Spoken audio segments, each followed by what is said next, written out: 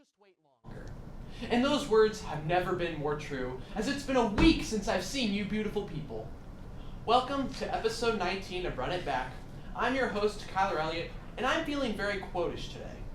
Jack Handy once said, "Before you criticize someone, walk a mile in their shoes. That way, you'll be a mile from them, and you'll have their shoes." Now let that sink in as we get jiggy on our way to Run It Back.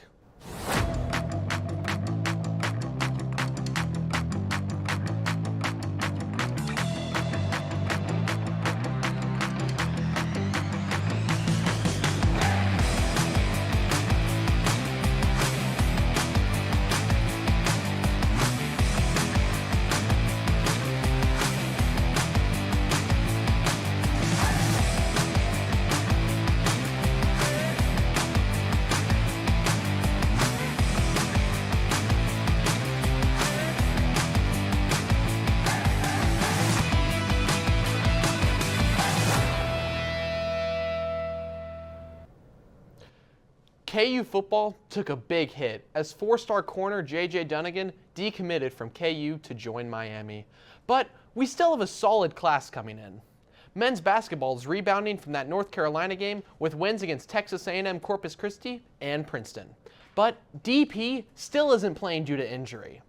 KU soccer has started the NCAA tournament with a win over California Baptist and will play Louisville on Thursday. Lastly, KU volleyball got revenge and beat K-State in straight sets. But let's go to Zach for football recruitment. Thank you, Kyler. With the 2025 KU football season coming to a close, it's time to start looking forward to the fresh new talent being brought in from the 2026 recruiting class. Overall, KU is the 46th ranked 2026 recruiting class according to 24/7 Sports.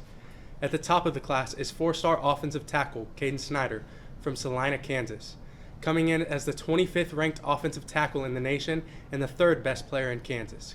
Caden is 6'5", 290 pounds. He's a force in the run game and a solid pass blocker. After some time to develop his skill set to D1 levels, he will be a great addition to KU's offensive line. Now at running back, there's one guy that I'm so excited about. Caden Jones out of Jinx, Oklahoma is a stud. His dad is Kewan Jones, a former Oklahoma Sooner running back. The greatness passes down through the family because Caden is nasty. He's 5'10", 175 pounds, and is ranked as the 30th running back in the nation and the 6th best player in the state of Oklahoma. To emphasize how good this guy is, he broke 4 records for his high school this season in one game. In this game against Mustang High School, he ran for 445 yards, school record. Had 8 total touchdowns, school record. Had 549 all-purpose yards, school record, and to top it all off, broke the record for touchdowns in a career. Like I said, he's a dog, and I'm excited to see how Leipold uses him in our offense. On the defensive side of the ball, I think Josh Galbraith, a linebacker from Lawrence, will have a big impact on the defense. His open field tackling is solid. He has a great breakdown and doesn't get fooled by skill moves most of the time. Open field tackling is definitely one of KU's struggles, so adding a guy like Josh onto the defense could be really good. His backfield pressure is also something that I find impressive. His ability to read the defense and get into the backfield for sacks, pressures, and tackles for loss is something KU's defense desperately needs help with. The last guy that I'm extremely excited about has to be Kevin Sullivan, the 44th ranked tight end out of Kansas City, Missouri. KU's offense is already extremely pass-heavy, and adding a 6'6" tight end into that mix should make the passing game even more elite. His height gives him an easy advantage on 50-50 balls, making him a reliable target in the red zone. He has great hands and pretty good speed for a tight end his size. But the passing game isn't the only place he can be effective. His run blocking skills are incredible, especially when he's pulled to lead block for the running back. Now, obviously all the recruits are extremely talented, and I can go on and on about each one. But as time runs down, I hope that this has made you excited for the future of KU football.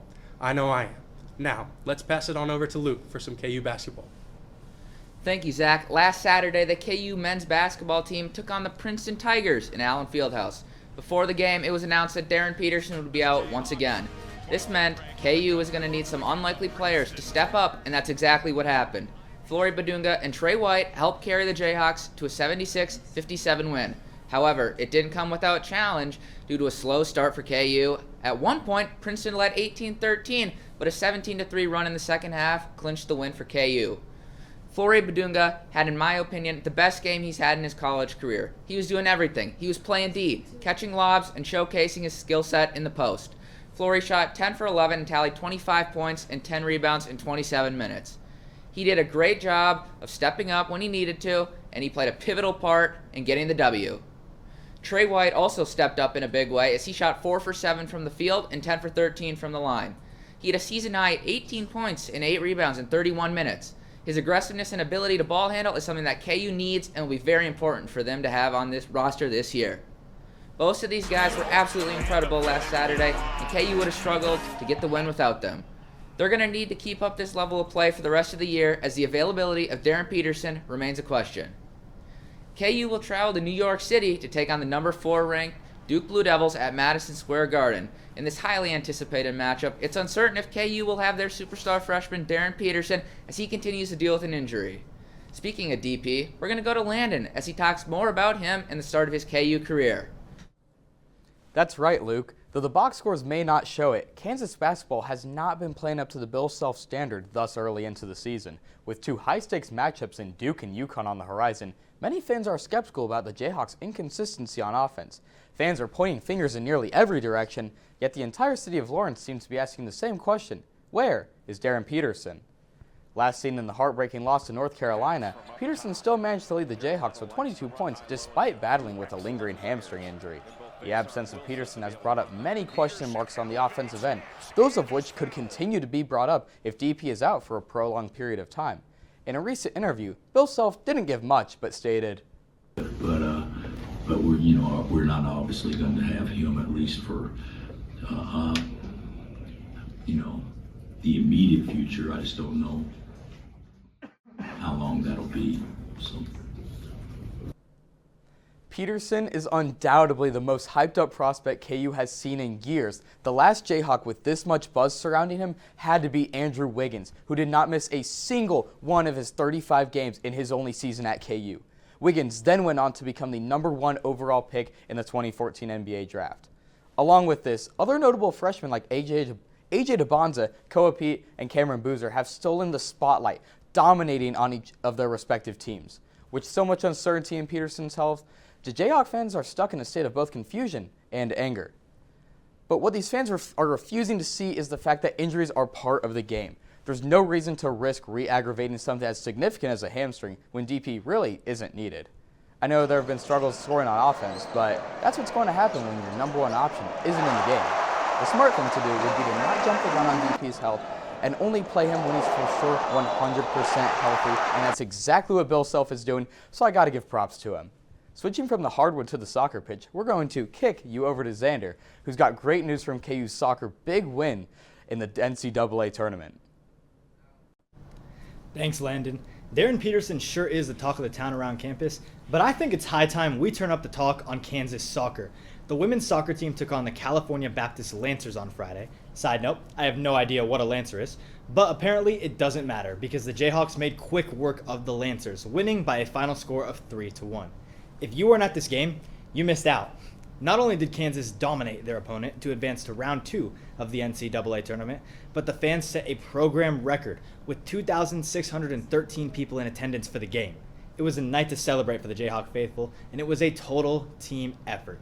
Redshirt junior midfielder Sage Wyme kicked things off early with a header goal in the 4th minute that came off a well-placed cross from junior defender Caroline Castens. The goal gave Kansas a 1-0 lead that put them in the driver's seat early. It took another 20 minutes for KU to get back into the scoring action, where once again, it would be Caroline Castens, who this time crossed the ball into sophomore midfielder Jillian Gregorski. Gregorski took one dribble to the left and nailed the shot for Kansas' 2nd goal of the night. The cross also marked Castens' 13th assist of the year, which tied the single-season program record for the Jayhawks.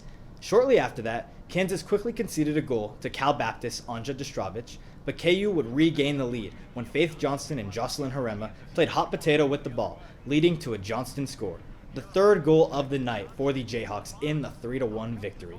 The Jayhawks will be back in action against Louisville in Durham, North Carolina at 3 p.m. on Thursday for the 2nd round of the NCAA tournament. To keep up with the team, follow them at Kansas Soccer on Instagram and KUW Soccer on X. Now, let's head over to Logan, who's serving us with some KU volleyball. Thanks, Xander. Kansas volleyball traveled to Manhattan this past weekend to take on K-State for a Sunflower Showdown rematch. The Jayhawks came into the match looking for revenge after the heartbreaking loss to K-State in their last meeting, where they fell 3-2 in a 5-set battle at Allen Fieldhouse. This time around, the Jayhawks swept the Wildcats 3-0 in their own territory, making the win that much sweeter. This improves the Jayhawks' record to 20-8 overall and 11-3 in Big 12 play. One player making a big impact this season is freshman Jovana Zelenovic. She posted 10 kills and 4 blocks against K-State, continuing a season of not only consistent but impressive performances. Despite being new to collegiate volleyball, Zelenovic has quickly become a star, helping the Jayhawks push past some difficult competition. Head coach Matt Ulmer praised the team's composure in the rivalry match, saying, "They pushed hard in the third set, and I think the old us probably loses that set, but the mature us made good adjustments and finished." And I definitely agree with Coach, and I also think the pregame TikTok is what prepared not only the team but Coach Ulmer for this win as well. I gotta go my own way. What about us? What about everything we've been through? What about trust? You know I never wanted to hurt you. Volleyball will travel to Utah to face off against the Utes on November 19th. For more updates on KU women's volleyball, follow their Instagram and X, and be sure to also check out kuathletics.com. Now we'll be right back after the break. KU supports community, creativity, Kansas. The University of Kansas provides statewide medical outreach, first responder training, cybersecurity protection, childhood development support, and economic gains amounting to over $7 billion every year. Every day, Kansas Jayhawks serve the world by creating a better future. The world is safer, healthier, stronger because of what KU creates. With only 2 weeks left in the regular season, Michael is going to break down the college football playoff picture, and I think I'm going to take the squad of Fernando Mendoza and the Indiana Hoosiers to win it all. Finally, Xander returns to bring us this Sunday's scoreboard, and let me just say that we might see a playoff without the Chiefs for the first time since 2014. Michael, take it away. College football is nearing an end as we head into the last 2 weeks of the regular season, and it has been nothing short of eventful. Reigning champs Ohio State has kept their perfect record throughout the entire season, sitting at 10-0, and Indiana remains undaunted after a win over Wisconsin, improving their record to 11-0. Sitting at that number 3 spot, though, despite lots of doubt and uncertainty, is Texas A&M, who are currently undefeated and atop the SEC, after being the first SEC team since 2004 to overcome a 27-point deficit against South Carolina on Saturday. Alabama seemed to have an amazing bounce back after a rough loss to Florida State in their season opener, winning 8 games in a row. However, that streak saw its end as Oklahoma came into Tuscaloosa and defeated the Crimson Tide 23-21. Oklahoma moved from 11-8 after the win as Alabama fell from 4-10. With the Iron Bowl just on the horizon, one more loss could kill Alabama's playoff hopes. Leading with stride in the Big 12 is Texas Tech, and with only one remaining game left in the season at West Virginia, I think they're absolutely the Big 12 champion lock, and for sure will be a threat come playoffs. However, after an 0-2 start for Notre Dame, they have won their last 8 games in a row and seem to be gunning for a playoff slot. What's the only thing holding them back? Oh yeah, they still think they're too cool for conference play, which could absolutely hurt their chances for competing in conference championship games, which they could definitely use an extra win from. The Dogs have remained consistent in the SEC with only one loss to Alabama, but they've been able to make up for it with big wins over number 5 Ole Miss and number 10 Texas just this past Saturday.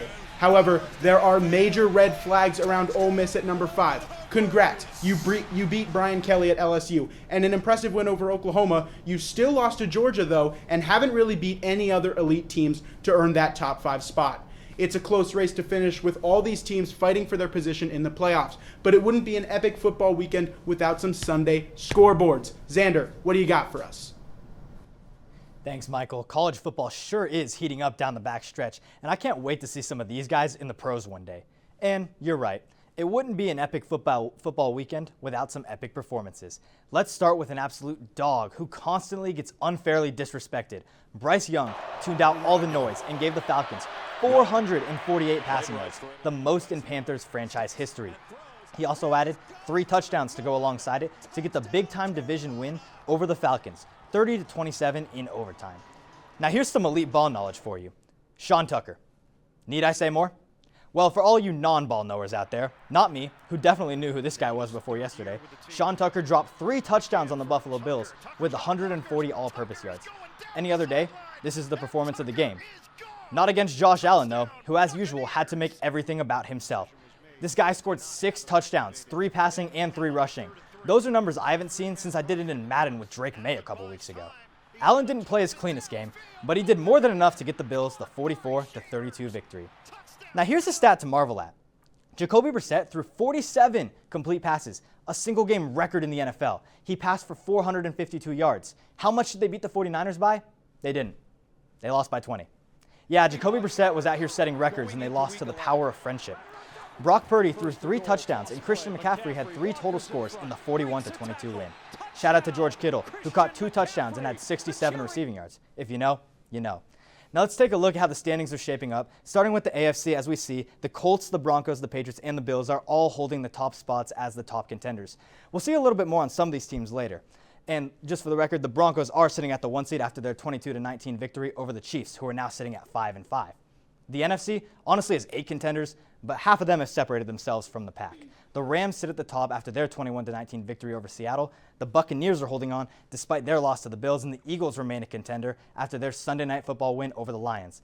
The scary thing is the Bears are 7-3, and if they keep winning, I'm going to have to put them up there. And finally, Washington joined the eliminated teams list after their embarrassing 16-13 overtime loss in Madrid to the Dolphins, who may just join them here next week. That's all from me. Now we're going to take a short break, and we'll be right back. You may not hear it at first, but it's there. Our chant, rising.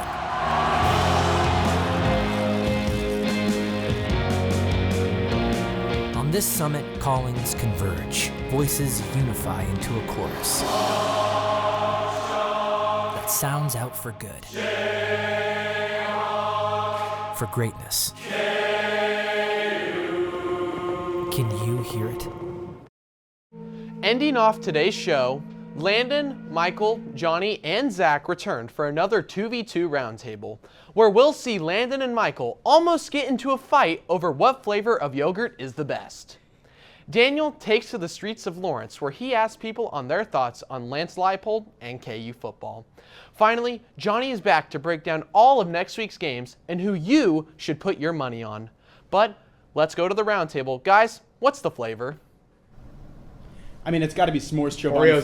Oreo's better. Anyways, you know what time it is. It's time to get fired up on your Monday afternoon because we are here. We are back with another 2v2 red hot roundtable, and we're glad you could join us today. No introduction needed, but I'll still give you one anyways. My name is Landon Bassov. To my left, the always angry, never satisfied, Michael Tomasco. On the opposing side here, 2 fellow football experts, Johnny Peterson, Zach O'Brien.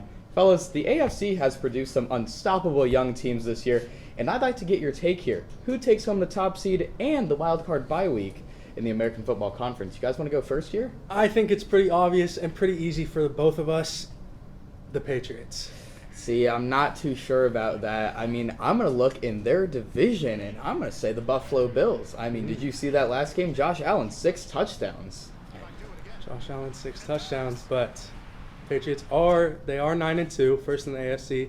They're also averaging 26.5 points per game, which is 7th in the league. They're also 371.8 yards per game, 8th in the league. Have you seen the teams they play? I mean, I look at these teams and I look at the Bills, but they've got that it factor, man. Like, they just consistently make plays in the big moments. I love Josh Allen's run game. That's what's impressed me the most. I just don't see that level of competitiveness out of Drake. Exactly. I mean, and the Bills have a crazy run game. I believe they're top 10 in both passing and rushing offense, and I don't think the Patriots even come close to that. If they shut down the passing game, do they even have a rushing attack? The Patriots rushing attack? Are you kidding me? We just saw yesterday Travion Henderson, who's just now bursting onto the scene. I mean, it should have been him from the start. And who did they play? Looking that way, throws it in zone. The New York Jets. They did play the New Case York closed. Jets. Nothing really there. I mean, I'll give the Patriots credit. They're a great team, but I mean, they only have 2 quality wins against the Buccaneers, who barely barely held on. And that's a good team. And I will say they did beat the Bills, but it was by 3 points. I mean, when you look at the Bills, at least they're playing quality teams. They beat the Chiefs. They also beat the Buccaneers by, I believe it was around 20 points. And I mean, that's all I have to say. And if we're talking run game here, James Cook looks incredible, but let's look at Josh Allen. He can consistently get out of the pocket and get big gains for this team. I just don't see that out of Drake May. But the other thing I wanted to bring up, especially talking about Drake May, is I haven't seen him win the big one yet. You know, he gets all these great plays in these noon kickoff games, but I haven't seen him shine on Sunday Night Football. So was the game against the Bills not a big one? They won by 3. But he still got the win. I mean, but I wouldn't head-to-head. say he balled out. I wouldn't say he would. I don't think he has that it factor. I mean, we've never seen Drake May in the playoffs. We've seen Josh Allen. He's a proven. The only person who takes him down is Mahomes, and God knows if they're going to even make the playoffs this year. It's looking rough over there. I can't stray from the fact of, one, their offense. Obviously, yes, they haven't played a ton of great teams this year, but their offense is producing at the top. One of the top levels in the league, and their defense is also, once again, they haven't played the best offensive teams, but I mean, still they're allowing 18.7 points per game, which is 5th in the league. But here's where allowing less than 300 and less. But here's where I'd argue for the Bills, though, because they're consistently scoring high points. You know, they played the Ravens in the season opener. They scored 41. They scored 30 on the Jets, 31 on the Dolphins. They're consistently scoring high numbers. I'm just not seeing that out of the Patriots. So if it comes playoff time, I just think the Bills outscore the Patriots. I mean, realistically, here the Patriots will most likely get the 1 seed just based off their record. But I still think that the Bills are going to dominate in the playoffs. I'm not too confident on the Broncos here. I mean, they barely held on to beat the Chiefs. And, I mean, the Colts, you know, there's a chance that Daniel Jones is a ticking time bomb. He might just explode, and he might go back to his normal New York Giants self. I think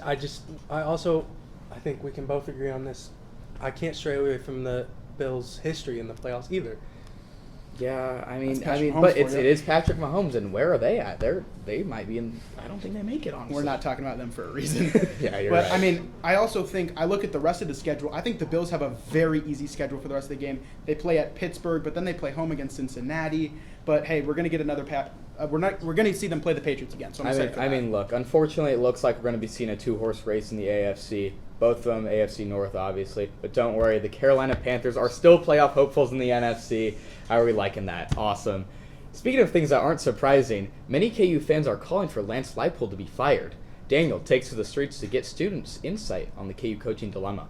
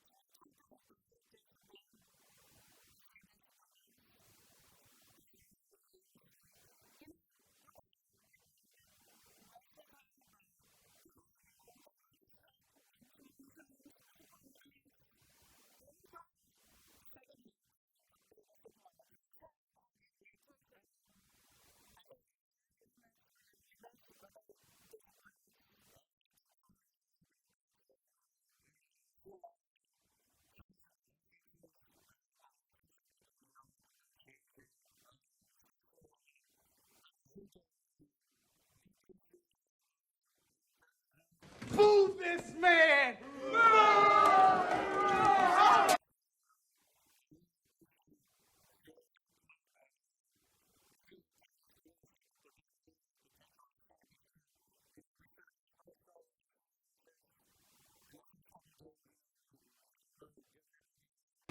What?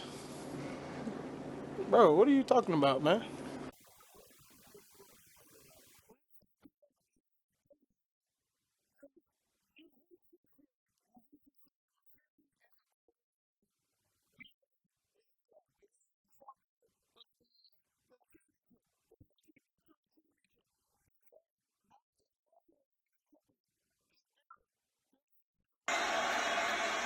And that's the pick. I'll be honest with you guys. I don't.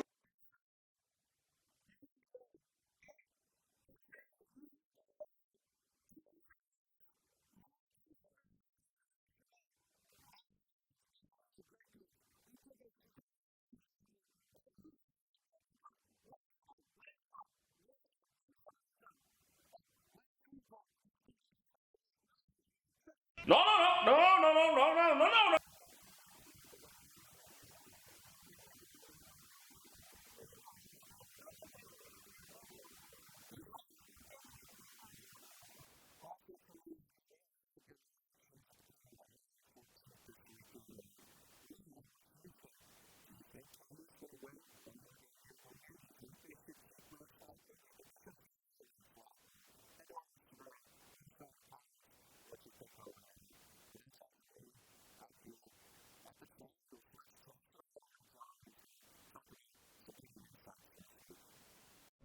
And we're back to basking in the sweet sunshine of victory.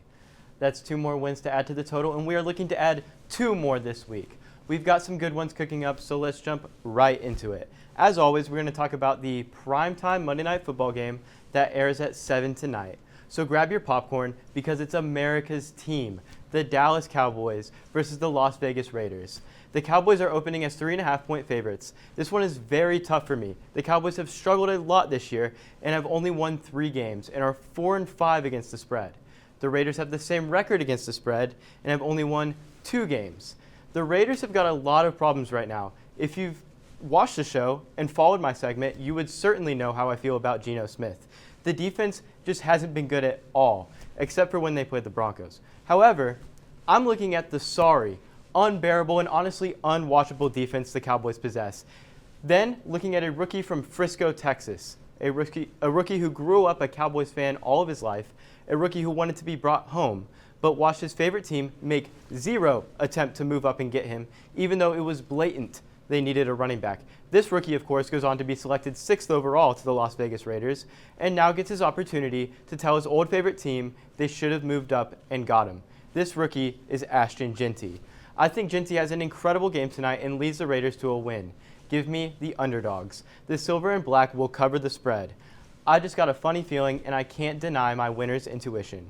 This leads us to Thursday night, where we will watch an incredible Buffalo Bills team versus the Houston Texans. The Bills open at -3.5, and I think it's 100% warranted. The Bills are coming off an absolutely phenomenal win in a shootout versus the Bucs yesterday, and I see them riding the victory wave on Thursday with an easy win versus this Texans team with seemingly 0 identity. Give me Mr. MVP and on Thursday, and I bet the money goes straight to your pockets. All right, everyone, that concludes my primetime picks for this week. Have a great one, and of course, bet responsibly. Back to you, Kyler. Kyler Elliott once said, "I wish I could understand your pain, but I'm a Packers fan." That's right. I'm back to talk about the greatest franchise ever after they defeated the Giants to improve to 6-3-1 and are chasing the most fraudulent team in the league, the Chicago Bears. Well, folks, that's all the time we have for today's show. Be sure to check out Friday and next Monday's show for the latest sports news at KU and the pros. I will depart with this message. Stay safe, prepare for Thanksgiving, and run it back.